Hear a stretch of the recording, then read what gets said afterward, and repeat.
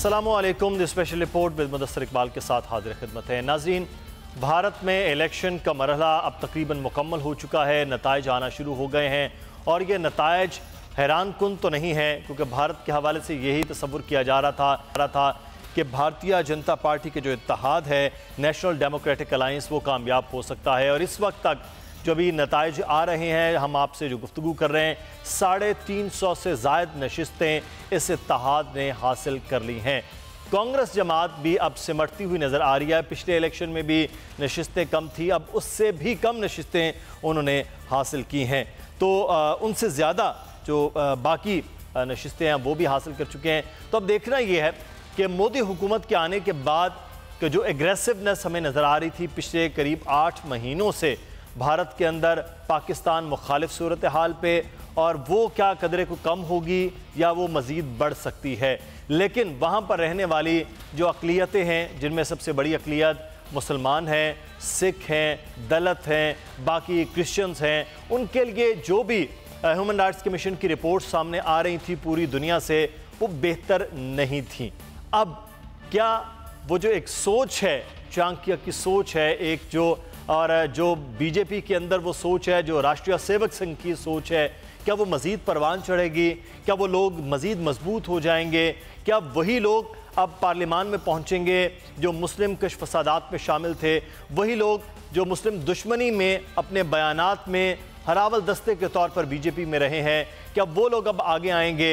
कश्मीर के अंदर जो इलेक्शन हुए, उस ढोंग बुरी तरह वो नाकाम हुआ, लेकिन वहाँ पर भी अब जो है, अगर बीजेपी अपने इत्तेहादियों के साथ मिलकर कोई ऐसे मामलात बनाती है, तो क्या वहाँ पर आर्टिकल 35A के कोई नफाज की कोशिश, किसी मिस एडवेंचर की कोशिश तो नहीं की जाएगी? अब ये तमाम तर खदशात हैं जो इस वक्त सर उठाए हुए हैं। फिर दूसरा मामला भारत के हवाले से है कि उसे सबसे बड़ी जमहूरियत कहा जाता है, एक सेकुलर मुल्क कहा जाता है, लेकिन सबसे बड़ी जमहूरियत में, सेकुलर मुल्क के अंदर प्रोग्रेसिव सोच के लोगों का चेहरा क्या ख़त्म हो रहा है? क्या वो बिल्कुल माइनॉरिटी में जा रहे हैं कि भारतीय जनता पार्टी इतनी बड़ी तादाद में, और उनका जो अलाइंस है शदीद राइट विंग जिन्हें कहा जाए, वो लोग सारे के सारे कामयाब होते हुए नज़र आ रहे हैं? तो जो भारत का पूरी दुनिया में चेहरा सेकुलर के तौर पर दिखाया जाता रहा है, क्या वो अगले आने वाले 5 सालों में मज़ीद मस्क होता हुआ नज़र आएगा? आज इस सूरत हाल पर हम बात करेंगे। हमारे साथ मौजूद हैं साबिक वज़ीर खुर्शीद महमूद कुसूरी साहब। कुसूरी साहब, बहुत शुक्रिया आपके वक्त का। भारत में इलेक्शन है और इलेक्शन के अब नताइज तकरीबन वो फाइनलाइज हो रहे हैं, हमारे सामने आ रही है। तो भारतीय जनता पार्टी का जो अलायंस है वो कामयाब होता हुआ नज़र आ रहा है, लेकिन इस कामयाबी के बाद क्या वहाँ के रहने वाले मुसलमान, वहाँ की दीगर अक़लियतें, वहाँ के जो लिबरल्स हैं वो, और पाकिस्तान, इनके लिए ये अच्छी खबर नहीं?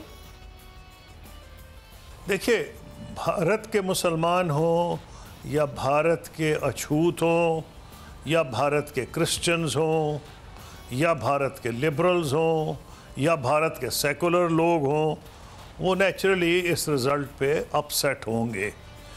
जहाँ तक पाकिस्तान का ताल्लुक़ है, अब ये एक डिबेटेबल बात है।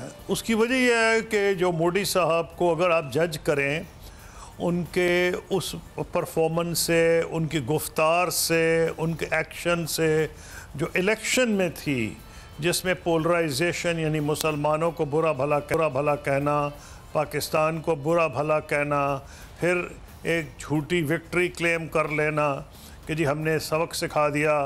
पहले मनमोहन सिंह कमज़ोर वज़ीर आज़म थे, बॉम्बे हुआ, उन्होंने कुछ नहीं किया, हमने बालाकोट पे हमला कर दिया जब यहाँ पुलवामा का वाक़या हुआ, क्योंकि वहाँ का मीडिया ये वाज़े तौर पर बीजेपी के साथ था। एक गलत नैरेटिव को भी उन्होंने आवाम को बिलीव करवाया, तो एक ये इम्प्रेशन दिया गया कि एक स्ट्रॉन्ग मैन हैं जो कि हिंदुस्तान के लीडर हैं। अब वो उन्होंने मकसद हासिल कर लिया है। देखने की ये बात है कि क्या पाकिस्तान की तरफ माजी की पॉलिसी रख के उनको कुछ हासिल होगा? मैं जितना भी सोचूं, ज़ीरो। अगर तो पाकिस्तान खुदा न खास्ता कमज़ोर मुल्क होता, डरा धमका सकते, फिर तो कोई बात थी। वैसी तो बात ही कुछ नहीं है। सही 10 दफ़ा पाकिस्तान, इंडिया या भारत या लड़ चुके हैं या जंग कर चुके हैं, जंग के करीब पहुंच चुके हैं। 5 दफ़ा जंग की है, 3 दफ़ा बड़ी जंगें, 2 दफ़ा छोटी, छोटी से मुराद कारगिल और रन ऑफ कच्छ, और 5 मरतबा जंग के करीब आ चुके हैं। तो ये भी उनको पता है कि मिलिट्री मीन्स तो कुछ भी नहीं होगा। और मैं ये इसलिए नहीं कह रहा कि पाकिस्तान एक न्यूक्लियर पावर और इंडिया एक न्यूक्लियर पावर है, नहीं, कन्वेंशनली भी अल्हम्दुलिल्लाह पाकिस्तान अपना दिफा कर सकता है आसानी से। ये बात वाज़ेह है कि भारत हमसे बड़ा मुल्क है, उसकी मईशत हमसे बड़ी है, उसकी फ़ौज हमसे बड़ी है, लेकिन हमने तो कोई एग्रेशन नहीं करना, हमने तो डिफेंड करना है। हमारी बैटल टेस्टेड आर्मी है, और उनको खुदा ना खास्ता अगर हिंदुस्तान की तरफ से कोई ऑफेंसिव हो तो पाकिस्तान का दिफा करना उनके लिए कोई मुश्किल काम नहीं, और भारत को इस बात का इल्म है। अब देखने की ये बात है कि जब वो ये अचीव कर चुके हैं, जहाँ तक उनके इंटरनेशनल इमेज है इतनी बुरी तरह से मुतासर हुई है। जैसे इलेक्शन आए हैं तो जो लोगों के दिल में था, जो पहले वो चुप थे, वो फट पड़े। चाहे आप टाइम मैगज़ीन देख लें, इकोनॉमिस्ट देख लें, फाइनेंशियल टाइम्स देख लें, न्यूयॉर्क टाइम्स देख लें, वाशिंगटन पोस्ट देख लें। इसका मतलब यह है कि इनकी इंटरनेशनल इमेज बहुत ख़राब है। क्या ये उसको बेहतर करना चाहेंगे? तो मेरा जवाब मंतक पर बेस्ड है। मैं कोई नजूमी नहीं कि हाथ देख के पामिस्ट की तरह बताऊं। मंतक ये कहती है कि वो हासिल कर चुके हैं जो उन्होंने करना था। अब अगर वो कोई लेगेसी छोड़ना चाहते हैं या बर्रे सगीर में कोई इस्तेहकाम चाहते हैं, तो फिर उनको पाकिस्तान से भी बातचीत करनी पड़ेगी। और उसकी एक और वजह जी, मसला है कश्मीर। मॉरल अथॉरिटी वो माने या ना माने यूनाइटेड नेशन सिक्योरिटी काउंसिल के रेजोल्यूशंस की, लेकिन इसमें तो कोई डाउट ही नहीं है कि वो जहाँ तक सिचुएशन इनसाइड कश्मीर है वो भारत के कंट्रोल से है। भारत ने उस पर तुर्रा ये किया माशाल्लाह कि इलेक्शन में ऐलान कर दिया मोदी साहब की पार्टी ने कि वो आर्टिकल 370 और 35A जो कि स्पेशल स्टेटस कश्मीर को देती हैं, उसकी भी से छेड़छाड़ करेंगे, उसको हटाएंगे। अगर उन्होंने ये किया तो एक नई चीज़ हो जाएगी। वो ये कि अभी तक तो वह डिफरेंस था कि जी हुर्रियत थी, जो लोग इंडिया में रहना चाहते थे नहीं रहना चाहते थे। अब वो पार्टीज़ जो 1947 से हिंदुस्तान के इलेक्शंस में लेती रही हैं हिस्सा, जैसे कि मुफ्ती साहब मरहूम की पार्टी जिनकी मौजूदा लीडर चीफ मिनिस्टर थी महबूबा मुफ्ती, और अब्दुल्ला पहले डॉक्टर फारूक अब्दुल्ला, उमर अब्दुल्ला जो चीफ मिनिस्टर थे, ये रिकॉर्ड पे है। उमर अब्दुल्ला का तो ये रिकॉर्ड पे है बयान, और मैंने अपनी जब किताब लिखी थी उससे पहले आ चुका था, तो रिकॉर्ड में मुझे वर्ड्स याद हैं कि या भारत का हिस्सा कश्मीर होगा या आर्टिकल 370 आइन का हिस्सा होगा। यानी कि अगर आर्टिकल 370 नहीं तो बकौल उमर अब्दुल्ला के भारत का हिस्सा नहीं कश्मीर रहेगा। तो फिर सिर्फ उनको हुर्रियत का मुकाबला नहीं करना पड़ेगा, बल्कि उनको उन पार्टीज़ का भी मुकाबला करना पड़ेगा जो इंडियन पॉलिटी में एक्सेप्टेड है, जो कि हिंदुस्तान की सियासत में हिस्सा लेती रही हैं। तो उनके खिलाफ एक बिल्कुल ब्लैंक वॉल होगी। क्या जहां 5 लाख फौज इतने साल में कुछ नहीं कर सकी, जब कश्मीर बिल्कुल इकट्ठा खड़ा हो जाएगा। और एक चीज़ मत भूलिए, लोग कहते हैं जी फ़लस्तीन जो है वो भी बेचारा मर पिट रहा है इतनी देर से। उसकी एक वजह है, मिस्र जो इस इलाके की सबसे बड़ी ताकत थी, उसने इज़राइल से कॉम्प्रोमाइज़ लिया फ़लस्तीन के ऊपर भी। हालांकि वो कहने को तो यही है कि अरब लीग अभी भी फ़लस्तीन की बराए नाम तो बात करती है, लेकिन जब से उनकी पीस सेटलमेंट हुई है, जहाँ तक पाकिस्तान इंडिया का मामला है, हमारा तो उनका झगड़ा ही कुछ नहीं। हम तो चाहते हैं ताल्लुकात बेहतर हों, झगड़ा ही कश्मीर पे है। और अगर कश्मीर ही हल नहीं होगा तो फिर जो देरपा ताल्लुकात, वो लोग मेरे जैसे, मैं तो खुद भारत से ताल्लुकात नॉर्मलाइज करना चाहता हूँ, तो वो और इंडिया में बहुत से लोग हैं जो पाकिस्तान से ताल्लुकात नॉर्मलाइज करना चाहते हैं। वो नॉर्मलाइज होंगे ही नहीं, तो वो नॉर्मलाइज तब होंगे जब मसला कश्मीर हल हो, और जब कश्मीर में यूनाइटेड फ्रंट ही बन जाएगा, हुर्रियत जमा दूसरे। इस वक्त कि पाकिस्तान मुखालिफत पर तो मोदी साहब और उनका अलायंस इलेक्शन अब जीत चुका है, तो क्या जो हालिया वज़राए ख़ारजा मुलाकात हुई है सुषमा स्वराज और शाह महमूद कुरैशी के दरमियान, उसके बाद आपको लगता है कि कुछ मामलात अब मुज़ाकरात की ये चीज़ें वो आगे बढ़ सकती हैं, और ख़ास तौर पर ये दोनों जानिब की हुकूमतें और सियासी जमातें इसको किस तरह से लेंगी?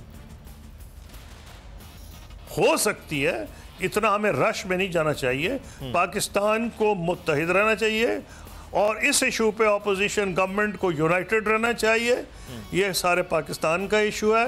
देखें, मिलिट्री जो है उसमें तो कोई डाउट ही नहीं है ना कि मिलिट्री जो है वो अल्हम्दुलिल्लाह पाकिस्तान का दिफा कर सकती है, लेकिन मिलिट्री के साथ साथ पाकिस्तान के अंदर सियासी तौर पर कश्मीर पे हिंदुस्तान के ताल्लुकात के ऊपर एक यूनिटी मौजूद है जो उसको ताकत बख्शती है। और मैं इसलिए समझता हूँ कि मोदी साहब जब ये अंदाज़ा लगाएंगे कि भाई मेरे ख़िलाफ़ तो सारे ही कश्मीरी हो जाएंगे, तो वो फ़ारूक अब्दुल्ला और उमर अब्दुल्ला, महबूबा मुफ्ती जिनकी जो इनकी एलाइड थी, इनकी अभी पार्टनर थी 6 महीने पहले, तो इशारे ये हैं। मैं इससे ज़्यादा कुछ नहीं कह सकता। अगर जो RSS के जरासीम इतने मजबूत हैं उनमें, उसका मैं तो नहीं तज्जिया कर सकता। मैं तो ये अंदाज़ा लगाता हूँ कि उन्होंने ये सब कुछ इलेक्शन जीतने के लिए किया था। अगर ये मफरूज़ा है तो फिर ये उम्मीद की जा सकती है कि बातचीत भी होगी और मसला कश्मीर पे बात। जो चीज़ कसूरी साहब यहाँ पर ये है, आप बार बार बात कर रहे हैं कि आर्टिकल 35A के हवाले से अगर ये वैसे तो 2/3 मेजॉरिटी नहीं, लेकिन ये कि मेजॉरिटी के अंदर आकर और पूरी एक कैंपेन करके ऐसा किसी भी तरह की तरमीम करने की कोशिश की जाए इस मोदी हुकूमत की जानिब से, आपको लगता है इस किस्म का कोई एडवेंचर, या हम जिसे मिस एडवेंचर भी कह लें, कि वो करने की कोशिश भी करेगी? क्योंकि इलेक्शन से पहले तो बहुत ज़्यादा इस तरह की बात करती आई है बीजेपी। अच्छा, मेरा ख्याल है इलेक्शन रिजल्ट तो पूरे नहीं आए। मैं को टीवी के सामने तो नहीं बैठा हुआ कि पाकिस्तान का इलेक्शन हो तो बंदा बैठा होता है, लेकिन जो मैंने ऑफ एंड ऑन देख रहा हूँ उनको 2/3 मेजॉरिटी नहीं मिल रही। आइन को तब्दील करने के लिए 2/3 अक्सरियत चाहिए। नंबर 2, राज्य सभा जो उनका अपर हाउस है वहाँ माइनॉरिटी में है। नंबर 3, इनकी अपनी सीटें मेरा ख्याल है पहले से बड़ी नहीं, कुछ कम हुई हैं। और एनडीए की जो दूसरी पार्टीज़ हैं, ख़ास तौर पर बिहार में नीतीश कुमार साहब की जो पार्टी है, वो शायद उस हद तक नहीं जाएंगे कश्मीर के मामलात पर जितना ये जाना चाहते हैं। तो अब अगर तो वो वाकई उन्होंने वो किया, मैं समझता तो हिमाकत भी होगी और बदकिस्मती बर्रे सगीर की होगी, क्योंकि उससे टेंशन बढ़ेगी। तो उम्मीद जब बंदा करता है तो एक किसी लॉजिक पे करता है, तज्जिया करता है। तज्जिया ग्राउंड रियलिटी पे होता है। ग्राउंड रियलिटी भी है जो मैंने आपको बयान कर दी है। कश्मीर के हालात, कश्मीर की सियासी जमातें, हुर्रियत, सब इकट्ठे हो जाएंगे। लग ये रहा है कि उनको ये समझ है कि उनको बातचीत करनी पड़ेगी। पाकिस्तान का जहाँ तक ताल्लुक़ है, पाकिस्तान की तमाम सियासी जमातें भारत के साथ नॉर्मल ताल्लुकात चाहती हैं, बराबरी की बुनियाद पर। वो चाहती हैं कि ख़ित्ते में अमन हो।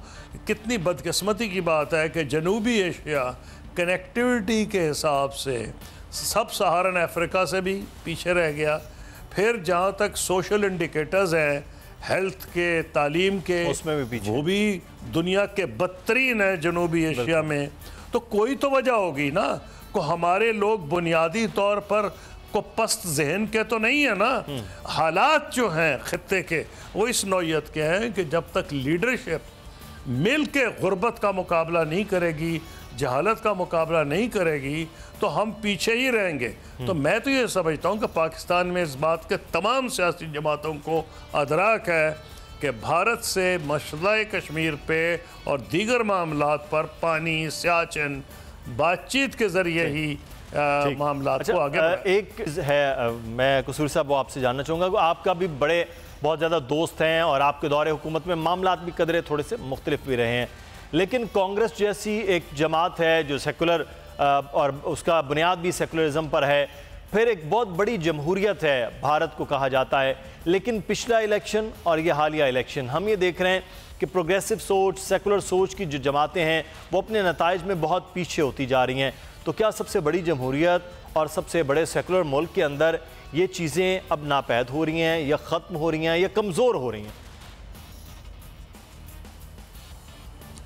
जी, बदकिस्मत ही कहना, जो आपने सही कहा भी कहा। मैं बहुत से ऐसे भारत के लोगों को जानता हूँ जो चाहते हैं पाकिस्तान से अमन करना बराबरी की बुनियाद पर, और वो ये समझते हैं कि ये बात भारत के मफाद में है। अब हुआ यह है कि बीजेपी की इलेक्शन विक्ट्री तो है, तज्जिया ये करना है कि जो पार्टीज़ हारी हैं उनका परसेंटेज ऑफ वोट क्या है। मेरा ख्याल है परसेंटेज ऑफ वोट वो 60%, 65% के करीब होगा उनका। 60-65% होगा जो हारी पार्टियां हैं, और वो पार्टियां हैं जो ना तो दुश्मनी करना चाहती हैं पाकिस्तान से, और मुसलमानों के तो बिल्कुल ख़िलाफ़ नहीं, मुसलमानों के तो वोट चाहती हैं। चाहे वो यूपी की हो बहुजन समाज पार्टी, चाहे समाजवादी पार्टी हो, चाहे बंगाल की तृणमूल कांग्रेस हो, इसी तरह और दीगर सूबों में जो पार्टीज़ कोई अछूतों के वोट चाहती हैं, कुछ मुसलमानों के वोट चाहती हैं। तो आपकी बात एक हद तक ठीक है कि भारत का जो इमेज था as a secular liberal democratic मुल्क, वो तो मैंने आपको कहा ना, Financial Times, New York Times, Economist, सब ने इदारिये लिखे हैं, वो सब मस्ख हो रहा है, इसमें कोई दो राय नहीं। लेकिन क्या भारत की, आपका जो अगला सवाल था कि क्या अक्सरियत इन लोगों की हो गई है? नहीं, सीटों की अक्सरियत हो गई होगी, मेरा नहीं ख्याल है कि वोटों की अक्सरियत। सही। अच्छा, एक चीज़ जो मैं आपसे यहाँ जानना चाहूँगा, मौजूदा वज़ीर ख़ारजा की मुलाकात हुई है और नाज़रीन इस मुलाकात के हवाले से कसूरी साहब भी एक चीज़ बड़ी अहम थी कि मिठाई लेकर गई हैं सुषमा स्वराज साहिबा, और सुषमा स्वराज साहिबा ने कहा कि आप बड़ा तल्ख जो है वो बोलते हैं, मिठाई इसलिए लेकर आई हूँ शाह महमूद कुरैशी साहब के लिए। और शाह महमूद कुरैशी साहब ने कहा कि आपकी हरकत कुछ ऐसी हैं कि हमें वो लहजे को तल्ख करना पड़ता है। बहरहाल ये मुलाकात कसूरी साहब वो हुई है, गैर रस्मी मुलाकात है। इस गैर रस्मी मुलाकात के बाद और इधर से इलेक्शन के मुकम्मल होने के बाद, क्योंकि इलेक्शन में ही पाकिस्तान मुखालिफ मामला चल रहे थे, इसके बाद आपको लगता है कि वो सेक्रेटरी सतह के मुज़ाकरात या किसी भी किस्म के मामलात वो आगे बढ़ सकते हैं और शुरू हो सकते हैं, उसका कोई आगाज़? देखिए, वो तो इसलिए आएंगे ना, मैंने आपको ज़मीनी हक़ाइक़ का जिक्र किया है। फिर मोदी साहब का अगर आप माजी देखें तो वो लाहौर आए थे मियां नवाज़ शरीफ को मिलने, लेकिन इतनी बुरी तरह की वो विज़िट प्लान्ड थी दोनों तरफ कि देखें, उन्होंने आने से पहले काबुल में पाकिस्तान के ख़िलाफ़ तकरीर की 2 घंटे पहले। यहाँ आए तो मियाँ साहब की तरफ से गलती ये हुई कि कोई फ़ॉरेन ऑफिस का बंदा नहीं था, उसको एक निजी मीटिंग की हैसियत दे दी गई। इसलिए दोनों साइड्स ने गलती की, लेकिन नज़र तो ये आ रहा था कि मोदी साहब ये समझते हैं कि उनके भी मफाद में है कि पाकिस्तान से हालात को नॉर्मलाइज़ किया जाए। तो मेरा अपना ये कहना है कि कोई भी जी होश आदमी आप इसी नतीजे पहुंचेगा कि या तो खुदा न खास्ता कश्मीर के मसले को भारत कुचल देता, ऐसा है नहीं, और ना ये है कि पाकिस्तानी, ठीक है, पाकिस्तान मॉरली पॉलिटिकली कमिटेड है कश्मीरियों के पीछे, वो ऐसा नहीं है जैसे मिडल ईस्ट के अंदर मैं आपको एग्जांपल दे रहा था कि मिस्र की इज़राइल की पीस एग्रीमेंट के बाद जो है फ़लस्तीनी बेचारे इधर उधर फिर रहे हैं। कश्मीरियों को पता है कि सारी दुनिया उन्हें छोड़ जाए, पाकिस्तान नहीं छोड़ेगा उन्हें, और उनको हमेशा पॉलिटिकल सपोर्ट हासिल होगी हमारी, और उनको डिप्लोमेटिक सपोर्ट होगी। तो इस तरह वो कभी तनहा नहीं। बिल्कुल सही है कसूरी साहब। मैं एक और जो चीज़ है, ये मामला है, अब देखना है कि नताइज आते हैं और उसके बाद क्या ये गवर्नमेंट फॉर्म होती है भारत के अंदर। पाकिस्तान में कल एक बड़ी अच्छी खबर आई थी जिसके असरात भी अब हम देख रहे हैं, माशी तौर पर बेहतर आ रहे हैं, और वो है सऊदी अरब से तेल के हवाले से कि अब 3 साल तक उधार में तेल सऊदी अरब देगा, जिससे पाकिस्तान के बैलेंसिंग में मामलात वो बेहतर हो सकते हैं।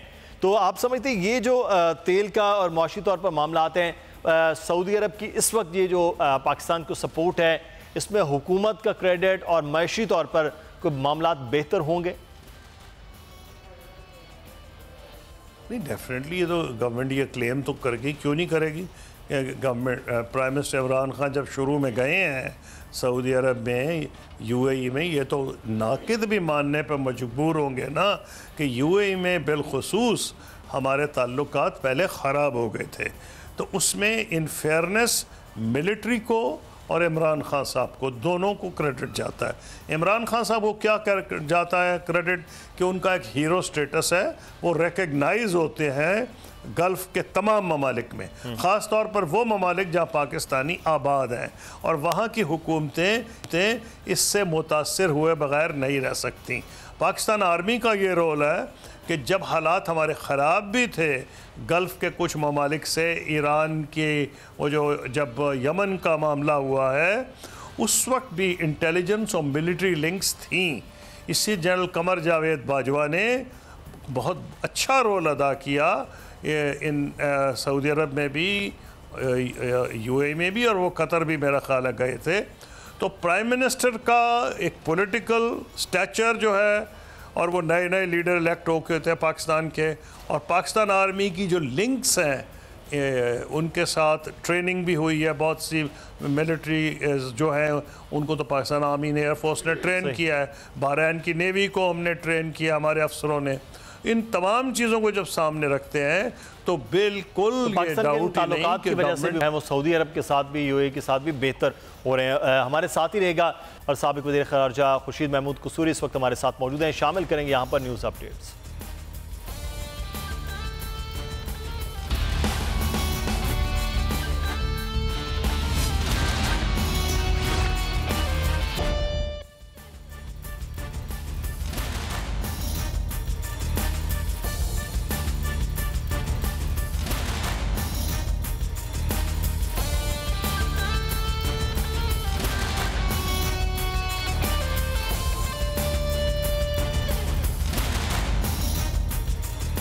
ब्रेक के बाद आपको खुश आमदीद कहते हैं। खुर्शीद महमूद कसूरी साहब हमारे साथ मौजूद हैं। एक बड़ी अच्छी खबर जो गुज़श्ता रोज़ सामने आई है वो पाकिस्तान के शाहीन 2 बैलिस्टिक मिसाइल के कामयाब तजर्बे के हवाले से है।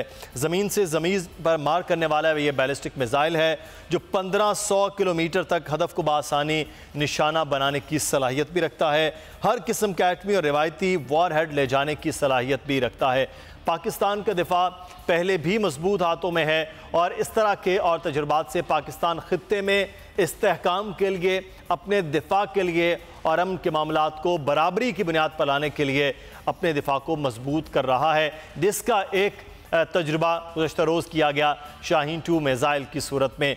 कसूरी साहब, आप बार बार बात कर रहे हैं कि एक तरफ तो हुकूमतों का मामला है, दूसरी तरफ पाकिस्तान का दिफा मजबूत है और ये भारत को इस बात का इदराक भी है, लेकिन अब शाहीन 2 मिसाइल के कामयाब तजुर्बा होने के बाद अब तो भारत को ये बात ज़्यादा और वाज़ेह है कि मुकाबला नहीं किया जा सकता पाकिस्तान का किसी भी तरह से, मज़ाकरात ही, बातचीत ही हल है।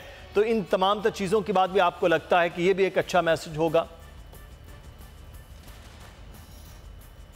देखिए, मैंने आपको पहले ही कहा था कि भारत को इस बात का अंदाज़ा है कि पाकिस्तान अपना दिफा कर सकता है, पाकिस्तान के पास सेकंड स्ट्राइक कैपेबिलिटी है।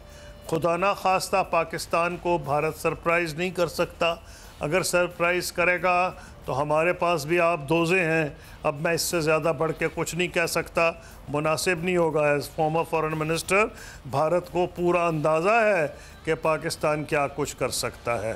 तो मैं ये समझता हूँ कि मैं तो उन लोगों में हूँ जो नॉर्मलाइज करना चाहते हैं भारत से। सारे ख़त्ते में, जनूबी एशिया में कनेक्टिविटी कोई नहीं है, गुर्बत को मिल के लड़ें। तो पाकिस्तान की हुकूमत जो भी हो, और मौजूदा हुकूमत और प्राइम मिनिस्टर इमरान खान ने रिकॉर्ड पे कहा है कि सिवाय बातचीत के हल ही कोई नहीं। उन्होंने तो यहाँ तक कहा है कि वायलेंस हल नहीं है। ये प्राइम मिनिस्टर इमरान खान का अपना बयान है। तो मैं समझता हूँ भारत को इसका फ़ायदा उठाना चाहिए, प्राइम मिनिस्टर की जो ऑफ़र है। और फिर जिस तरह प्राइम मिनिस्टर इमरान खान ने उनके पायलट को छोड़ा था, एक बड़ा ग्रेशियस जेस्चर था। तो अब देखते हैं, वक्त आने वाला है कि वो क्या रिएक्ट करते हैं। मैं ये समझता हूँ मंतकी तौर पर बातचीत को भारत के भी मफाद में है, पाकिस्तान के मफाद में तो बहरहाल है कि बातचीत को बढ़ा। ठीक है, बहुत शुक्रिया। खुर्शीद महमूद कसूरी साहब हमारे साथ मौजूद थे। यकीनी तौर पर बातचीत ही मज़ाकरात ही हल है। कुछ ही देर के बाद इस वक्त नरेंद्र मोदी जो हैं वो खिताब भी करने वाले हैं अपनी विक्ट्री स्पीच के हवाले से। उसकी भी तैयारियां ये आपको दिखा रहे हैं भारत के अंदर कि यहाँ कहा जा रहा है कि कुछ ही देर के बाद नरेंद्र मोदी यहाँ पर आएंगे और तकरीर भी करेंगे, क्योंकि उनका अलायंस, उनकी जमात वो जीत चुकी है। लेकिन एक सवाल यहाँ पर ज़रूर है, जो पाकिस्तानी, जो इंडियन, जो पूरी दुनिया में दोनों ममालिक के बाशिंदे रहते हैं, कि जब वज़ीर आज़म पाकिस्तान की स्पीच थी, जब वज़ीर आज़म पाकिस्तान की तकरीर थी, तो उस तकरीर के दौरान एक बात की गई और वो ये थी कि पाकिस्तान भारत के साथ बातचीत और मज़ाकरात चाह रहा है, क्योंकि खित्ते के अंदर पूरी दुनिया में वर्ल्ड वॉर 1 हो, 2 हो, वॉर, जंग, कभी भी मसले का हल नहीं हुआ और मामलात मज़ाकरात की टेबल पर आकर ही हल होते हैं। आज अगर नरेंद्र मोदी की तकरीर है तो ये देखना ये है कि वो पाकिस्तान को उसी तरह से ललकारने की, धमकियां देने की बातें करते हैं जो गुज़श्ता दिनों में नज़र आया, या फिर इस इलेक्शन के बाद अब खित्ते के अंदर, अपने मुल्क के अंदर गुर्बत को मिटाने की बात करते हैं, इस खित्ते के अंदर अमन की बेहतरी के लिए बात करते हैं। यह आज देखना है। कुछ ही देर के बाद उनकी जब तकरीर होगी, देखेंगे कि पाकिस्तानी वज़ीर आज़म की तकरीर के बाद अब उनकी पहली तकरीर जो है वो जीतने के बाद विक्ट्री स्पीच जिसे कहा जाता है, उसमें क्या जवाब होता है। आगे बढ़ेंगे, कुछ पाकिस्तान में मामलात बात कर लें। अपोजिशन शदीद तनकीद कर रही है वज़ीर आज़म पाकिस्तान और उनकी पॉलिसीज़ के हवाले से। राना सनाउल्लाह साहब पाकिस्तान मुस्लिम यूनियन के सीनियर रहनुमा, पंजाब के सदर हैं, वो कह रहे हैं तहरीक इंसाफ जिसे चाहे ले आए, नालायक आज़म से जान छुड़ाई जाए। ये बात पहले भी मुस्लिम यूनियन के कुछ लोग कर चुके हैं कि इन हाउस भी तो तब्दीली हो सकती है, वज़ीर आज़म को हटा दिया जाए, हम तो हुकूमत को हटाया ना नहीं चाहते हैं। राना सनाउल्लाह साहब ने गुफ्तगू करते हुए क्या कहा है, पहले वो आपको सुनवाते हैं, फिर मज़ीद बात होगी। ये तो मानो ना कि ये तुम्हारी गलत पॉलिसियों की वजह से ये सारा कुछ हो रहा है। ये मुल्क जिस सूरत हाल से दो चार हो रहा है, ये इस नाअहल टोले की गलत इकॉनमी की पॉलिसीज़ हैं। इन्होंने मुल्क को IMF के पास गिरवी रख दिया है, इन्होंने स्टेट बैंक के ऊपर IMF बैठा दिया है। मैं तो ये कहता हूँ कि नालायक आज़म और पाकिस्तान जो है ये इकट्ठे नहीं चल सकते। बिलावल भुट्टो ने कहा कि कदम बढ़ाओ इमरान खान, हम तुम्हारे साथ हैं। उसके बावजूद इस मुतकब्बर इंसान ने, नफ़रत में गर्क इंसान ने जो है अपोजिशन को गालियाँ दी। आप यकीन अगर उस दिन आया तो ये बिल्कुल हवास भागता था, इसके होश उड़े हुए थे। उठ के कहता जी मैं कल शाम से मोदी को फ़ोन कर रहा हूँ, मोदी मेरा फ़ोन नहीं सुन रहा। ओ भाई, अगर नहीं भी सुन रहा तो बेवकूफ़ आदमी तुम क्यों ये बात बता रहे हो? तुम पार्लियामेंट में ये बात कह रहे हो। तो राना सनाउल्लाह साहब की गुफ्तगू आपने जानी है। ये लहजा सख्त होता जा रहा है जैसे जैसे मामलात मज़ीद पेचीदा हो रहे हैं पाकिस्तान मुस्लिम यूनियन के कुछ अकाबरीन के लिए, क्योंकि अब शायद खाकान अब्बासी साहब के हवाले से बताया जा रहा है कि OGDCL के मामलात हैं, उनकी भी गिरफ्तारियों की तैयारियां करने की कोशिश की जा रही हैं। नज़ीर लगारी साहब इस वक्त हमारे साथ मौजूद हैं, सीनियर सहाफ़ी, तजज़ियाकार और एडिटर इन चीफ बोल। बहुत शुक्रिया लगारी साहब आपके वक्त का। मामलात सख्त हो रहे हैं, एक तरफ जो अपोजिशन की जमातें हैं केसेस की सूरत में, दूसरी जानब वहीं पर लहजा सख्त हो रहा है, हुकूमत मुखालिफ, और हुकूमत की पॉलिसीज़ तो सबके सामने है। अब ये लग रहा है कि मामलात अब रुकने वाले नहीं हैं और ये शिद्दत अपोजिशन में ज़्यादा आएगी हुकूमत के खिलाफ। बिल्कुल ऐसा होगा, इसलिए कि हुकूमत मामलात को समझ नहीं रही है, वो और ज़्यादा ख़राब करने के चक्कर में। और ये बात समझ से बालातर है कि एक ऐसी हुकूमत जिसके पास सादा अक्सरियत, बहुत ही सादा अक्सरियत है, अगर एक उनके इत्तेहादी भी उनका साथ छोड़ देंगे, हुकूमत धराम से गिर पड़ेगी। एक ऐसी हुकूमत पाकिस्तान की एक ऐसे बहरान में वो क्यों इस तरह के हालात पैदा कर रही है, हमें बिल्कुल ये समझ में नहीं आ रहा है कि जो इदारे या जो लोग या जो अफराद या जो गिरोह सपोर्ट कर रहे हैं इस गवर्नमेंट को और इनको कह रहे हैं कि चढ़ जा बेटा सूली पर राम भली करेगा, वो क्यों ऐसा, वो इनको इस तरफ से कैसे लेके जा रहे हैं ऐसी मंजिल जहाँ वो अपोजिशन से बाकायदा तसादुम की सूरत में चली जाए, तो इस तसादुम का फायदा किसको होगा? अल्टीमेट नुकसान मुल्क का होगा। ये नहीं होगा कि इमरान खान का जाती नुकसान होगा, ये नहीं होगा कि अपोजिशन का जाती नुकसान होगा। क्या हो गया, सियासतदान जेलों में नहीं जाते हैं क्या? नहीं जाते रहे हैं क्या? आसिफ अली जरदारी पहले 12 साल जेल नहीं काट चुके हैं क्या? शाहिद खाकान अब्बासी अगर सियासतदान है, वजीर आजम रहे हैं, वफाकी वजीर रहे हैं, अगर जेल में चले जाए तो चले गए, उसका नतीजा क्या होगा? वो तो एक हमदर्दी की लहर उठेगी अपोजिशन के लिए, और इनको अंदाजा नहीं है कि ये कितना गैर मकबूल हो चुके हैं अपने फैसलों से, लोगों को अजियत में मुब्तला करके, लोगों से जिंदगी के हक छीनने के बुनियाद की वजह से ये तो अपना अखलाकी जवाब खो रहे हैं। लेकिन लगारी साहब वही तो ये बात करें, जो केसेस हैं वो तो अदालतों के मामलात हैं, नैब के मामलात हैं, हुकूमत का उस साइड से ताल्लुक नहीं। मईशत की बेहतरी या मईशत के बिगाड़ का मामला तो हुकूमत ही है। नैब आज खुद एक मसला है। पाकिस्तान के बड़े बड़े मसाइल में से एक बड़ा मसला पिछले 3-4 साल से नैब है। पाकिस्तान इस जगह पर नैब की वजह से पहुंचा है। नैब ने गवर्नेंस को खत्म कर दिया है। पाकिस्तान में तक कोई गवर्नेंस नहीं हो रही है। पाकिस्तान में कोई फाइल मूव नहीं कर रही है। आप किसी भी सूबे में, किसी भी दफ्तर में, कहीं भी चले जाएं, सूरत हाल ये है कि कोई अफसर हाथ लगाने को तैयार नहीं किसी काम को, इसलिए कि नैब का खतरा मौजूद है, नैब का खदशा मौजूद है। और नैब में ऐसे लोग बैठे हुए हैं कि आप हैरतज़दा रह जाएंगे यार किस एहलियत के लोग हैं, किस सलाहियत के लोग हैं और इनकी कौन सी इंटीग्रिटी है। सही, बिल्कुल ठीक है, बहुत शुक्रिया। नज़ीर लगारी साहब हमारे साथ मौजूद से मुतालिक आप बात कर रहे थे और आपको बताएं कि बलूचिस्तान डेवलपमेंट अथॉरिटी के जो मुलाजमीन हैं वो इस वक्त आदम मर्ग एहतजाज कर रहे हैं और हड़ताल किए बैठे हुए हैं। ताज़ा तरीन सूरत हाल जानेंगे। आबदा बलोच हमारी नुमाइंदा इस वक्त हमारे साथ मौजूद हैं। आबदा, आगाह कीजिएगा, इनके मुतालिबात से मुतालिक क्या कहते हैं? जी बिल्कुल, बीडीए मुलाजमीन का अपने मुतालबात के हक में आज दूसरे रोज़ प्रेस क्लब के सामने तादम भूख हड़ताल जारी है। जो मुलाजमीन है उनमें से अक्सर की तबीयत भी गुज़िश्ता रात ख़राब हो गई थी, जिन्हें हॉस्पिटल मुंतकिल कर दिया गया था। ताहम इस वक्त हमारे साथ मुलाजमीन मौजूद है। हम उनसे बात करते हैं, उनसे पूछते हैं कि उनके मुतालबात क्या है और कब तक इनका ये हड़ताल जारी रहेगा। जी, आप लोग अपने मुतालबात के बारे में बताएं कि क्या मुतालबात है आप? हमारे दो ही मुतालबात हैं जो कि जायज़ मुतालबात हैं।